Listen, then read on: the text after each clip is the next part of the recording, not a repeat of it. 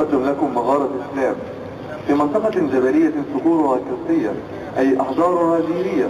كانت مغارة تختصر الطريق عبر نفق طبيعي، وكان كثير من الرعاة يعبرونها مع أبقارهم للوصول إلى الجانب الآخر. كثير الأعشاب، وفي كل مرة كان الرعاة وأبقارهم يمرون ولكن دون كلابهم التي يتفقدونها ويجدوها في المغارة إما ميتة أو على وشك الموت خنقا. هل تستطيع عزيزي الطالب تفسير ذلك؟ الرعاة يعبرون دون أذى، الأبقار تعبر دون أذى، تتأذى الكلاب وتموت أو تشرف على الموت. نسيت أن أخبرك عزيزي الطالب أن كثيرا من ماء الأمطار الحمضية كان يتجمع في المغارة، ماء ضحل لا يغرق الكلاب. وشكرا. ويجمع لقاء جديد لكم في رعاية الله وأمنه. سبحانك اللهم وبحمدك، نشهد أن لا إله إلا أنت، نستغفرك ونتوب إليك، والسلام عليكم.